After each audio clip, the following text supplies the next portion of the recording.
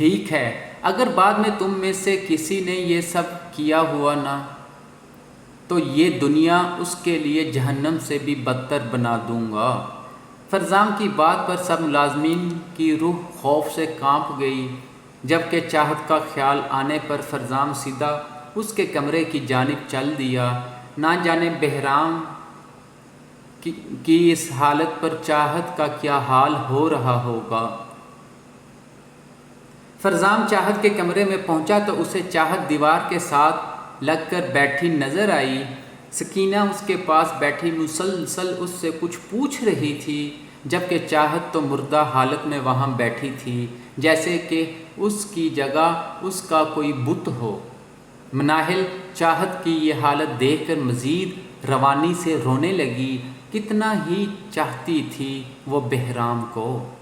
مناہل تو سوچ بھی نہیں سکتی تھی کہ اگر چاہت کی جگہ وہ اور بہرام کی جگہ فرزام ہوتا تو اس کی کیا حالت ہوتی۔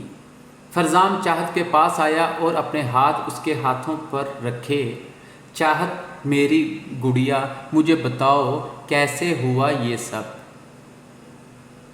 فرزام نے اس سے بہت زیادہ محبت سے پوچھا، لیکن چاہت بس بے جان حالت میں وہاں بیٹھی تھی۔ آنکھوں سے بہنے والے آنسو ہی بس اسے زندہ ثابت کر رہے تھے۔ چاہت پلیز کچھ تو بولو۔ اس کی حالت پر فرزام کی پلکیں پھر سے بھیگ گئی۔ اس نے بے بسی سے پاس بیٹھی سکینہ کو دیکھا۔ اماں جی، میں بھی بہت دیر سے اس سے یہی پوچھ رہی ہوں فرزام بیٹا، لیکن یہ کوئی جواب نہیں دے رہی۔ فرزام نے افسردگی سے اپنا سر جھکا لیا، پھر آنسو پونچھ کر اٹھ کھڑا ہوا۔ میں جانتا ہوں یہ کسی ملازم کا ہی کام ہے، جس نے بھی یہ کیا ہے نا، میں جلد از جلد اسے ڈھونڈ لوں گا، پھر اسے ایسی سزا دوں گا کہ سب کی روح کانپ جائے گی۔ فرزام وحشت سے کہتا وہاں سے جانے لگا۔ ابھی وہ دروازے کے پاس ہی پہنچا تھا جب اس کے کانوں میں چاہت کی آواز پڑی، خان جی کو زہر میں نے دیا ہے۔ الفاظ تھے یا انگارے جو فرزام اور سکینہ پر گرے تھے۔ فرزام نے مڑ کر حیرت سے چاہت کو دیکھا، جبکہ اس بات پر مناہل بھی بے یقینی سے چاہت کو دیکھ رہی تھی۔ یہ کیا کہہ رہی ہو چاہت؟ وہی جو سچ ہے۔ فرزام لمبے لمبے ڈگ بھرتا چاہت کے پاس آیا اور اسے کندھوں سے پکڑ کر کھڑا کیا۔ سکینہ بھی کھڑے ہو کر بے یقینی سے اپنی بیٹی کو دیکھنے لگی۔ وہ مان ہی نہیں سکتی تھی کہ ان کی چاہت اس حد تک گر سکتی ہے۔ کیوں جھوٹ بول رہی ہو گڑیا؟ مجھے بتاؤ سچ کیا ہے؟ فرزام نے بہت پیار سے پوچھا تو چاہت نے مردہ آنکھوں سے اسے دیکھا۔ یہی سچ ہے فرزام بھائی، میں نے خان جی کو زہر دیا ہے۔ کیوں؟ فرزام غصے سے چلایا۔ وہ ابھی بھی نہیں مان سکتا تھا کہ وہ معصوم سی گڑیا جسے وہ اپنی بہن مانتا تھا، وہ ایسا کچھ کر سکتی ہے۔ کیونکہ انہوں نے میرے بابا کو مارا تھا، اس لیے میں نے انہیں مار کر اپنے بابا کا بدلہ لے لیا۔ چاہت کی بات پر پہلے تو فرزام کی آنکھیں حیرت سے پھیل گئی، پھر ان آنکھوں میں بے انتہا غصہ اترا اور اس نے چاہت کی نازک گردن کو اپنے ہاتھ میں دبوچ لیا۔ فرزام! مناہل سہم کر فرزام کے پاس آئی اور اس کے مضبوط بازو کو کھینچ کر چاہت کی گردن چھڑوانے کی کوشش کرنے لگی، لیکن فرزام کی طاقت کا مقابلہ وہ نازک جان بھلا کیسے کر سکتی تھی؟ چاہت کا چہرہ سانس گھٹنے کی وجہ سے لال ہو چکا تھا، پھر بھی وہ کوئی مزاحمت نہیں کر رہی تھی، بس مردہ حالت میں فرزام کی گرفت میں کھڑی تھی، جیسے اپنی سزا اسے قبول ہو۔ تمہیں زندہ نہیں چھوڑوں گا میں، پاگل عورت! فرزام غصے سے چلایا اور چاہت کو دیوار سے لگا کر اس کی گردن پر دباؤ بڑھا دیا۔ اب چاہت کا چہرہ نیلا پڑنے لگا تھا۔ فرزام کی نظر چاہت سے ہٹ کر سکینہ پر پڑی، جو اپنی آنکھیں زور سے میچے روتے جا رہی تھی، لیکن انہوں نے فرزام کو روکا نہیں تھا۔ ایسا انہوں نے 13 سال پہلے بھی تو کیا تھا، اپنے شوہر کی بجائے انصاف کا ساتھ دے کر اپنی دنیا اجاڑ دی، اور آج بھی اپنی بیٹی کو بچانے کی بجائے بس خاموشی سے وہاں کھڑی تھی۔ اس عورت کی عظمت کا سوچ کر فرزام نے جھٹکے سے چاہت کو چھوڑا تو وہ گہرے گہرے سانس بھرنے لگی اور حیرت سے فرزام کو دیکھا۔ اگر تم زندہ ہو نا تو صرف اماں جی کی وجہ سے، لیکن یاد رکھنا چاہت، اگر میرے بھائی کو کچھ بھی ہوا نا تو تمہاری یہ زندگی موت سے بھی بدتر بنا دوں گا۔ اتنا کہہ کر فرزام وہاں سے چلا گیا۔ مناہل بھی جلدی سے اس کے پیچھے چلی گئی۔ چاہت نے ایک ہاتھ اپنی گردن پر رکھا اور سانسیں اپنے اندر بھرتے نگاہیں اٹھا کر سکینہ کو دیکھا، جو اسے نفرت سے دیکھ رہی تھی۔ چاہت لڑکھڑاتے قدموں پر اٹھ کر سکینہ کے پاس آئی۔ اماں! چٹاخ! ایک انتہائی زوردار تھپڑ چاہت کے منہ پر پڑا تھا، اور چاہت حیرت سے اپنی اس ماں کو دیکھنے لگی جس نے آج تک اس سے اونچی آواز میں بات بھی نہیں کی تھی۔ اس سے پہلے کہ چاہت اس تھپڑ کے اثر سے سنبھلتی، سکینہ نے 2 اور تھپڑ اتنی ہی طاقت سے اس کے منہ پر مارے۔ ثابت کر دیا نا تم نے کہ اپنے گھٹیا باپ کا گھٹیا خون ہو تم۔ چاہت اپنے گال پر ہاتھ رکھے حیرت سے سکینہ کو دیکھنے لگی۔ اپنے جس باپ کی موت کا بدلہ لینے کے لیے تم نے یہ کیا، جانتی ہو کیا تھا وہ؟ جانور تھا وہ۔ چاہت سہمی نگاہوں سے اپنی ماں کو دیکھنے لگی۔ جس آگ میں بہرام کے ماں باپ جل کر مرے تھے، وہ آگ تمہارے اس باپ نے 10 لاکھ روپے کے عوض ان کے گھر میں لگائی تھی۔ 7 آسمان ایک ساتھ چاہت پر گرے، اور ایسا کرتے ہوئے اس نے بہرام اور فرزام کا بھی نہیں سوچا، جو اس وقت صرف 12 سال کے بچے تھے۔ چاہت مردہ حالت میں دیوار کے ساتھ لگی ہوئی تھی۔ اسے ایسا لگ رہا تھا کہ اس کی سانسیں اس کے سینے میں ہی تھم جائیں گی۔ جاننا چاہتی تھی کہ میں نے تمہیں سچ کیوں نہیں بتایا؟ سکینہ نے اس کے قریب آ کر نفرت سے پوچھا۔ میں تو کب کا تمہارے باپ کا یہ روپ تمہیں دکھا چکی ہوتی، لیکن مجھے ایسا کرنے سے بہرام نے منع کیا تھا۔ چاہت سکینہ کی ہر بات مردہ حالت میں سنتی زمین پر بیٹھتی چلی گئی۔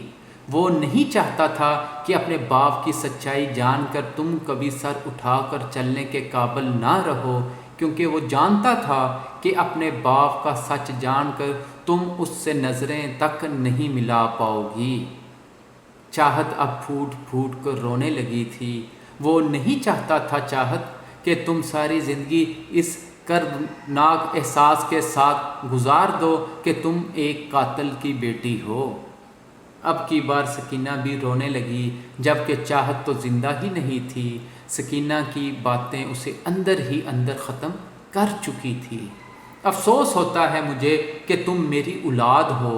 سوچا تھا تمہاری اچھی تربیت کروں گی، تو اپنے باپ جیسی نہیں بنو گی تم، لیکن میں بھول گئی تھی کہ خون اپنا اثر ضرور چھوڑتا ہے۔ سانپ کی اولاد نے بھی تو ناگن ہی ہونا تھا نا۔ سکینہ نے نفرت سے چاہت کو دیکھتے ہوئے کہا، لیکن وہ نفرت اس نفرت کے سامنے کچھ بھی نہیں تھی جو چاہت کو خود سے ہو رہی تھی۔ اچھا ہوتا وہ بیچارہ 18 سال پہلے اس آگ میں جل کر مر جاتا، آج تمہارے دیے اس دھوکے سے تو بچ جاتا وہ۔ سکینہ نے زار و قطار روتے ہوئے کہا، اور چاہت کے پاس آ کر گھٹنوں کے بل بیٹھ گئی۔ اس دنیا کی سب سے بدقسمت لڑکی ہو تم چاہت، جس نے قسمت سے لڑ کر اپنے ایک ہیرا حاصل کیا اور پھر اس ہیرے کو تپتی بھٹی میں ڈال دیا۔ سکینہ نے افسوس سے اسے دیکھا۔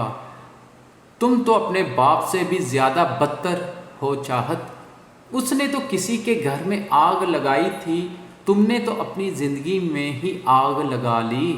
اتنا کہہ کر سکینہ وہاں سے اٹھ کھڑی ہوئی۔ زہر تم نے بہرام کے جسم میں نہیں اپنی زندگی میں گھولا ہے، اب اپنی آخری سانس تک سسک کر مرنا تم۔ سکینہ یہ بات کہہ کر وہاں سے چلی گئی اور ان کے جاتے ہی چاہت چیخیں مار مار کر رونے لگی۔ اس کا دل کر رہا تھا کہ خود کی جان لے لے، اپنے اس گھٹیا وجود کو جلا کر خاک کر دے جو اپنے شوہر سے وفا نہیں کر سکا، اس پر بھروسہ نہیں کر سکا۔ چاہت کو یاد آیا کہ کیسے بہرام نے اسے خود پر بھروسہ کرنے کا کہا تھا، لیکن اپنی نادانی میں چاہت اسے ہی غلط سمجھتی رہی اور جلد بازی میں اس سے انتقام لینے کا بھی سوچ لیا۔ اب سب سچ جان کر چاہت کو اپنے رونگ سے نفرت ہو رہی تھی۔ وہ نہیں جانتی تھی کہ اگر بہرام کو کچھ ہو گیا تو وہ کیا کرے گی، لیکن اب جو بھی ہوتا وہ اس کی نادانی اور جلد بازی کی سزا تھی۔ اب یہ سزا ہی چاہت کے لیے ایک سزا تھی۔ کتنی ہی دیر چاہت اسی جگہ پر بیٹھ کر روتی رہی، پھر اس کے وجود سے ساری طاقت ختم ہو گئی اور وہ بے ہوش ہو کر زمین پر گر گئی۔ بے ہوش ہونے سے پہلے بس ایک ہی دعا اس کے دل میں تھی کہ کاش وہ مر جائے اور اس کی زندگی بہرام کو لگ جائے، کاش۔ صبح سے شام ہو چکی تھی اور سکینہ پریشانی سے ڈاکٹر کی جانب دیکھ رہی تھی جو کہ بیڈ پر بے ہوش پڑی چاہت کا چیک اپ کر رہی تھی۔